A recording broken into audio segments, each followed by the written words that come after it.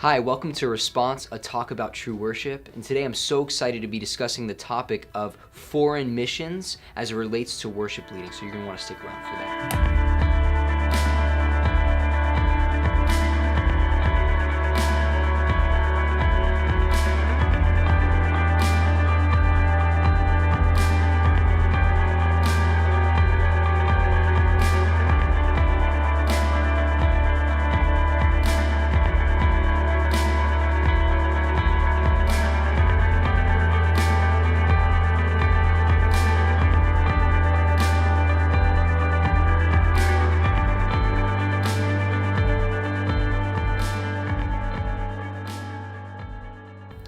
Hi, I'm Johnny Zacchio, and welcome to Response. Today, I'm so excited to have with us Pastor Mark Nigro.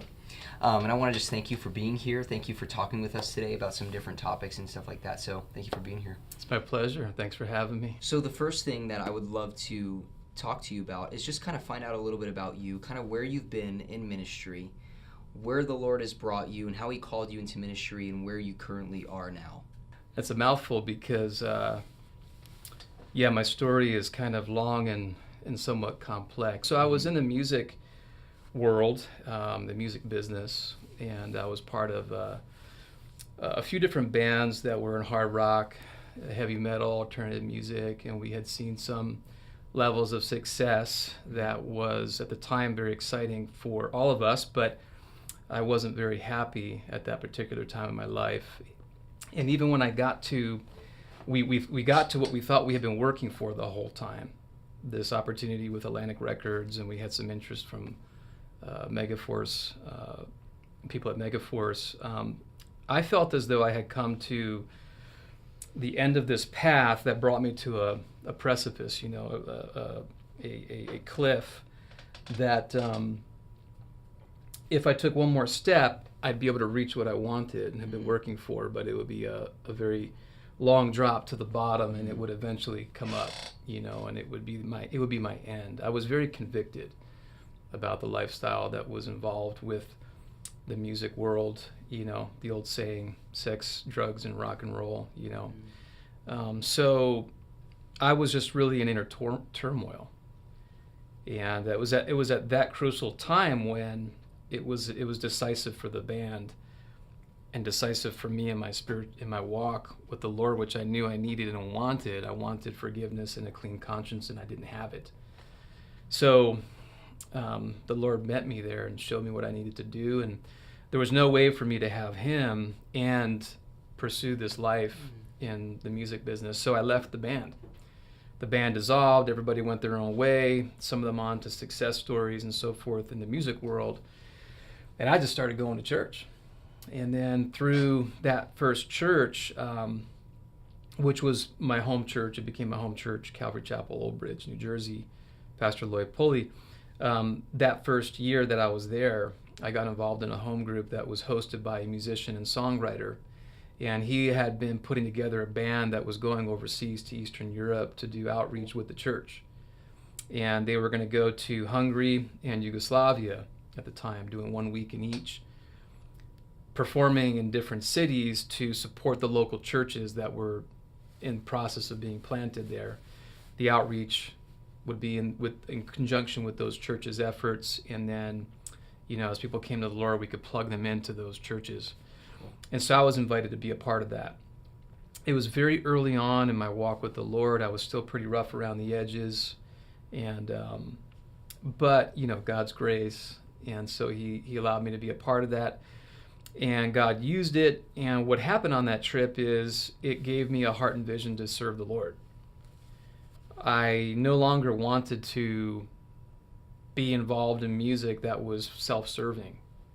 I really felt like I'd rather be in a living room in Eastern Europe leading worship, leading people to worship the Lord, 20 people, 30 people, than have hundreds of people worshiping me in a rock concert, and or thousands or whatever, And so I got a vision that God can actually use my life. I never thought of that before. As simple as it may seem and obvious to others, it wasn't obvious to me. I had a very myopic and short-sighted view of life and my own life, and just thought, knowing the wretched sinner that I was, how could God ever use me? And so when God brought people to himself through those outreach concerts in Europe, I just broke down weeping. And I came back to the States and talked to my pastor, and I said, I want to serve God. Where do I start? What do I do? And I still was pretty, I still had a certain kind of image, and didn't know the word very well. But he encouraged me to pray about going back overseas and serving with a brother who I had met on that first trip to Yugoslavia and Hungary, and because he needed help, and he didn't have a worship leader. And so I was a guitarist, and so it just seemed to like make sense, and that's the place where my heart was stirred. So he encouraged me to go back there. Within a month, I had liquidated all my belongings, sold my motocross bike, packed up my portable 8-track studio, my guitar, and went over to Serbia, Yugoslavia, to help this brother. Right. And it was a 6-month commitment. And I started learning songs in Serbian, leading worship, and 6 months turned into 4 years. And then I got married there. My wife is a local Serbian. Cool. And so quickly, actually, a year after being there, the guy I went to help left to go back to the States. And so he deferred to me to take over the church plant. And so I thought that it was absolutely crazy. People in the church knew more about the Lord and the Bible than I did. So why am I doing this thing, But by God's grace superseded all of that. And I took over the church, and after 4 years, I handed it over to one of the elders and left to go back to the States.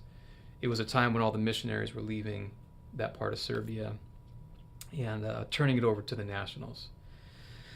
So that was my introduction into ministry. It's how I got into ministry. It's why there was a natural sort of flux into the worship area because of music and my background. But God gave me a super strong hunger for the Word.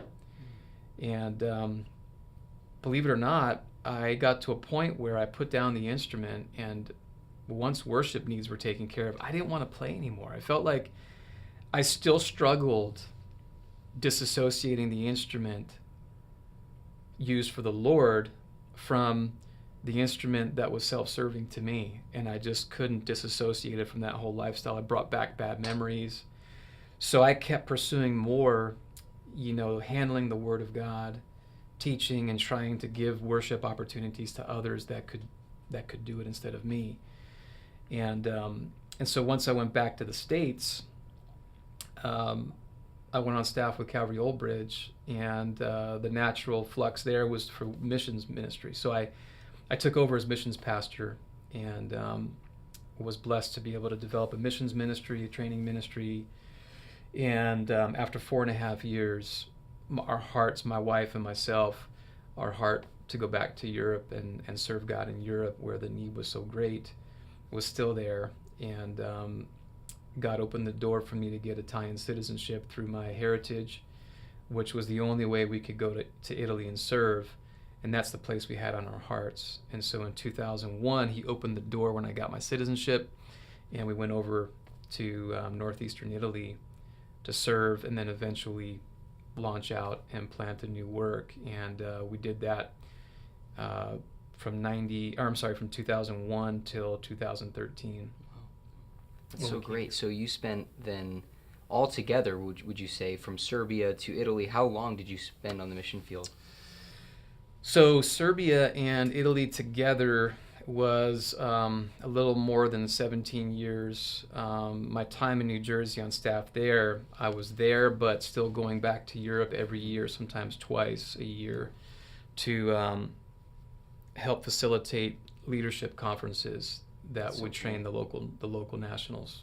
Yeah, so you probably had more ministry experience in a foreign country than you even probably had in America then. That's definitely true. Yeah, it's just so cool. And I guess what kind of making a transition here in our conversation to more so targeting like the mission field, and what would you say are the greatest challenges that you faced being on the mission field, coming from America? Like, what would you say are some of the biggest challenges? Yeah, that's a good question. So the biggest challenge was, well, in the beginning, I didn't know much about ministry because I cut my teeth really there, you know. There, the challenge for me was feeling connected to my support base in the United States. That was during the years in Serbia. You know, it was a difficult and dark place and dark time, and there wasn't at that period of time for my home church, there wasn't a strong support base to encourage, to be a voice for you, to you know, be the legs and hands and feet, you know, for you on the state side of things. And so that was the biggest challenge in the beginning. The other challenge was just crossing the cultural barrier that was there and getting into the mindset and not trying to make things what I thought was Christian was more or less American Christianity, and trying to make the Serbians fit a mold that they didn't have to fit, because, you know, I was seeing everything as one package. The culture that I knew in America was my Christianity too, and I couldn't separate those two things. And so I needed to learn how to do ministry without losing the content, but changing the context, and allowing it to be something more indigenous to the local people. That was for me a challenge, and I'm sure it was a challenge for them, because they're like being hit with this thing, and it's very American, you know. Yeah, and it's almost like you're trying to make them become American Christians when they can't. They're just not. It's not how they're wired. Yeah, that's pretty incredible. So in your time throughout being on the mission field, did you see a lot of need in the area of kind of what we're talking about today, in the area of worship ministry? What would you say is the need like out there, and how often do you even get requests for that? So, you know, the United States, I think statistically just has probably the highest number of evangelical Christians globally, you know, per capita, and there's just in this Bible college right here, we see so many people. Everyone plays an instrument. I can't think of anybody that doesn't play an instrument.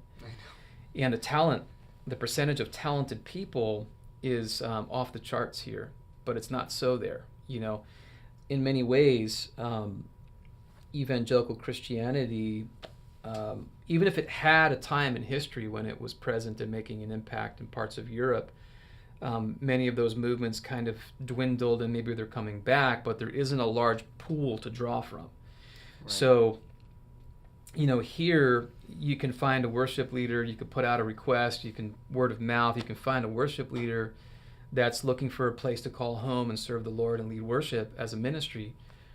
In many parts of Europe and where we were, people were still learning to play the instrument, let alone what it means to be a worship leader. That's changed, and it's gotten better over the years. You know, but just for example, transitioning from Serbia to Italy. You know, when I was in Treviso, there was one other person in the church, and actually in the beginning I was the only one who played guitar. So I was the pastor, I was the bookkeeper, I was the worship leader, I was the janitor, the plumber, the painter. That's how it is for a lot of people. I didn't have a team. Right. Which is something I would prefer to do differently if that ever happened again. But so the biggest needs I saw were most often a gifted worship leader who not only could play the instrument but understood worship and knew how to support a ministry and come alongside instead of making it all about him or her. Yeah, so then there's like tons of need, but it's more so in the aspect of someone who has a genuine call of a worship leader being out there. So they're just very few in foreign countries. They're hard to come by. Yeah. And, you know, when I dialogue with guys that I know in Europe, when I take surveys for my missions class and say, hey guys, what's your greatest need out there, so I can present this to my missions class that I'm teaching? Well, you know, 9 times out of 10, they need a worship leader, they need a youth leader. You know, seldom do they say, I need an assistant pastor. You know, right? It's those areas: youth, children, worship. They're, you know, youth, there just aren't that many. I mean, worship, there just aren't that many available, and youth and children, very few want and have a heart to do children's ministry, And then youth ministry is a unique gifting and calling. So there's nothing to draw from. Most of the time, you're trying to raise up people from ground zero, and it takes time. And when you're church planting, if that's what you're doing, you need sustaining grace, because the people that are in the church may not be willing to last that long if their needs are not being met in the church, because you don't have a youth leader for their kids, your children's ministry is weak or non-existent. You're not a worship leader, you're a pastor, but you got to fill the hat, wear the hat. Of course. And so people are putting up with your bad singing or your bad guitar playing or whatever, So that's kind of the state. That's kind of the current state of things there.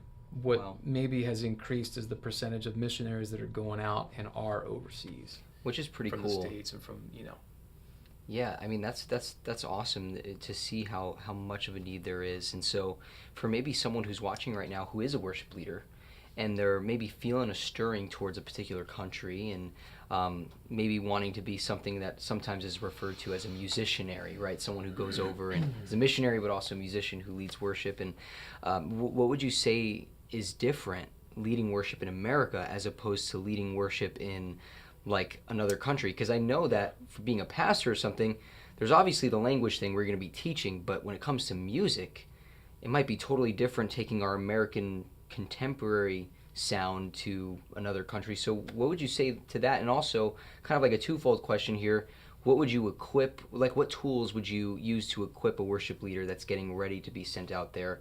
Like what would you tell him before he goes out? Wow. So let's see, the first part of that was how is it taking our style of worship and bringing it overseas? What would be different? What would be... Yeah, so number one is the language, obviously. You've got to, in the phraseology, when you're translating songs, can be awkward, and it's a time-consuming process to find something that still conveys the message of the song, but fits rhythmically and with the phraseology of the vocals. Wow. That's a big challenge. In the beginning, song selection was super, it was slim pickings, and so translating songs was everybody's effort. And sometimes we would not know that another church is trying to do the same thing, and we come up with 2 or 3 versions of the same song we translated, and then we debate over which one we like more. Yeah. But and some churches would just stay with what they did because that's what they got to know. Right. Until we developed a better system. But so there's the language element, and even though you may be skilled in worship leading, you still have to learn the language. When it comes time to praying and leading the congregation while worship leading, you can have a translator, but that should only be a temporary fix. Eventually, you need to connect with the people and lead them in their language. And so you have to learn the language not just for leading worship and singing the song in their language, but you need to learn it so you can minister to people, because worship leading should not be only a musical effort, right? Worship leading is ministering to people at every touch point. Hopefully a person's ministry is not just on stage, right? So how are you going to continue your ministry of worship leading and leading people towards God off the stage? You got to be able to speak the language. So that's a big one. Huge. The other one is the cultural aspect. Now, I was blessed to be where I was in Europe, first Eastern Europe and then Western Europe. People will find out I've been in Italy for 12 years, and they'll be like, oh, you poor thing, living in such a beautiful part of the world, 30 minutes from Venice, Italy. One of the most romantic places on earth, right? But it definitely has its challenges. But what has to be taken into consideration is what cultural differences are there, because you're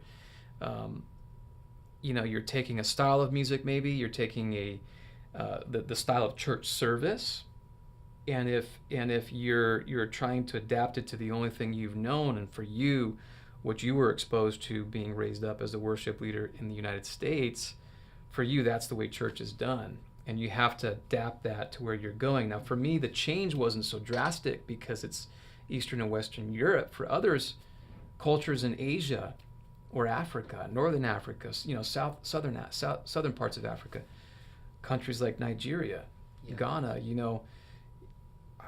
it's going to be radically different, much more so than it was for me adapting to Europe, right? So, but still, there's an adaptation process, and getting in there with some cultural sensitivity and discerning what's biblical and what's cultural, and holding on loosely to what's cultural and letting that go while maintaining what's definitely biblical and staying with that. That's the challenge, and you need to pray for discernment in that. And what they could do is they could simply talk to somebody who's been there for a long time, preferably somebody who has gone through the transitional process and understands the culture you're coming from and the culture you're going to, and get to talk and spend time with people who were raised up there and hear their input on it, because they've got a different perspective too. And then giving room, making room for what's geographically relevant to them. And so culture might not be, a Calvary Chapel in some parts of the world might be a bit more charismatic in feel than here, right? Yeah. And so it may seem a bit more Pentecostal than here. If that's the expression of the culture, it's okay. Definitely. We don't want to fit them in and say, no, you have to do it this way. So as long as it doesn't violate biblical principles or core, fundamental philosophy of ministry, then give room for it, and then for equipment, you were talking about? Yeah, like different practical tools that they can use even to learn language or stuff like that. Yeah. Whatever you think. Yeah. So, well, the way I learned the language was unique. I learned a few words on the plane flying over, and I got kind of parachuted into where I was going. But once I got on the ground, I took very seriously, not by anyone else's push. I just wanted to be able to communicate with people. I felt it was terrifying to not be able to ask for a loaf of bread at the store. You know what I mean? And very few people in my first missions experience where I was, very few people spoke English. I mean, a few, and that was it. So I got a local person who was in the church who knew English, and once or twice a week I sat down with her and I said, how do you say this? How do you say this? How do you say that? And I wanted to know, how do I express myself the way I would in English but in Serbian? And she would translate whole phrases for me. And I didn't start with the grammar. I just learned how to say fixed things. And so it kind of catapulted me to be able to communicate more quickly. Makes sense. Which was more useful, which means if you can use it, you will, and by using it, you won't be losing it, right? Yeah. So I was able to maintain what I was learning, and then once I got to a certain proficiency of communicating, I went and focused on the grammar, which was very difficult, but at least I had motivation because there was something of use to me, that I had already accomplished. Because if you get buried in the grammar learning a language, you'll never learn it, because you'll just feel like this is impossible, I give up. And I've met people like that. So Wow. So do something that will be useful and encouraging to you to get you moving, get you using the language. And then if you're long-term in that place, the best thing you can do for yourself, for the ministry, and for the people and the glory of God is to have an incarnate ministry that becomes as much like them as you can by learning the language. God spoke to us through his son because that's how we could best understand him. We need to speak to people in a way that they can best understand us, and that's the language that they speak. That makes sense. And there's that where the Apostle Paul says, I've become all things to all men that I may win the more, right? And Yeah, exactly. That principle is in action on the mission field for sure. So now when it comes to even someone getting prepared to go out there long term, should they expect full-time ministry right off the bat, or should there be some kind of a backup plan for finding a job as soon as they get there? Or what do you think? Well, most of the time, it's difficult for missionaries from the States to go overseas and get work because they have to get a worker's visa, and you need to get that before you go. Okay. Most of the time, there may be workarounds for that, but And because of that, that's the main reason why missionaries seek support in the beginning. It's because they can't work. So for me, it was a different story because I had citizenship as an Italian. I could leverage that. I could work, and I did. I worked from the very first year I got there all the way until I was done. And I would say, if you can work, I exhort you to work, and find ways to maybe be a tent maker, to integrate with with culture, with the society. You know, let them you become like other people who have to work a job. You'll need less support. You'll be able to identify better with people. People will relate to you more because you're doing. You know, when I went to Italy in Veneto, that region, first of all, they never heard of evangelical Christianity, if you can believe it. They did not know what that was. They asked me, Wow. "Is Jesus in your religion?"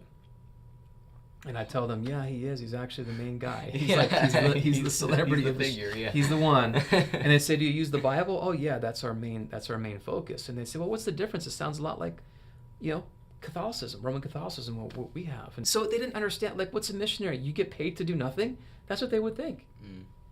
You don't work a job? Where do you get your money to eat? "Oh, America sends it to me." "Well, that's nice. How do I sign up?" Yeah. So, being able to go to work and meet people at the workplace, living the Christian life, showing what Jesus looks like as a neighbor, as a co-worker, as somebody who shops at the stores and gets to know the people on a first-name basis, as somebody who goes to the post office and has to get their car fixed at the mechanic and gets to know, integrate into society.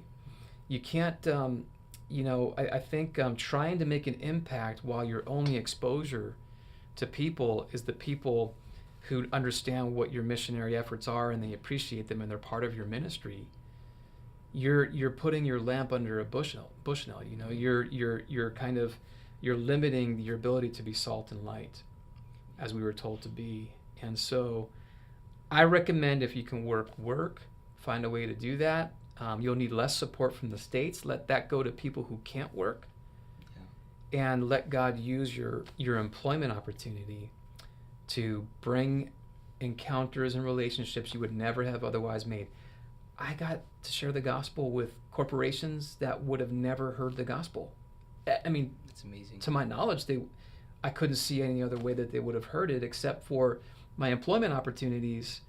When questions would come up in these executive meetings, out of curiosity, just getting to know one another, I'd tell them, and then it would spark a conversation. And so, I get to share with corporate executives who would never listen to me on the street. Not in that culture, they wouldn't. So the doors for the gospel were tremendous through that, as well as a practical opportunity to need less support. So cool. And get to know people.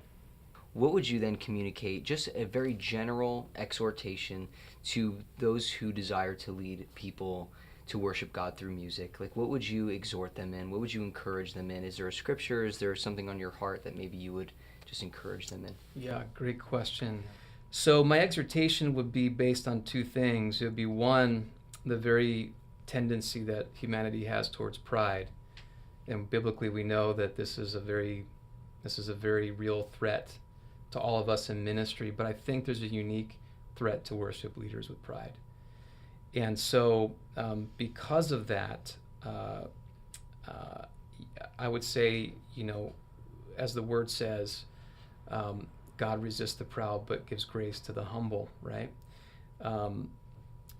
Be humble and guard yourself. Guard your heart, for out of it flow the issues of life. As a worship leader, there is a different, yes, pastoring is a public exposure, it's a high-profile ministry, but there's a unique temptation, I think, inherent to worship leading, where there's a lot of glory associated with it. There's a lot of emotions involved. Music inherently has an ability to move people. And it's very easy for a person to be attracted to the person who sounds so beautiful when they sing. There's a celebrity status associated with it. You're on stage, there are stage lights, there's a big presence there. And so it would be the natural tendency for worship leaders, which goes all the way back to the very first fall of Lucifer. That opportunity for failure and fall is there, still today, and just as much as it's ever been. And so to make sure that worship leading is always leading people towards the Lord and not to yourself, it's being careful of your interaction with the opposite sex in that ministry. You know, a pastor's interaction with the opposite sex, if done right, is protected, it's safeguarded, it's hedged. It would be limited to open door kind of counseling. Whereas worship leading, you're interacting with the opposite sex in a less guarded environment. And I've seen time and time again through the years of ministry, women singers that get a crush on, even though they're married or the leader is married, they get a crush on the leader because of their work, their ministry relationship. And I've seen adulterous affairs start in that context. And so you got to be careful, because that's part of pride too.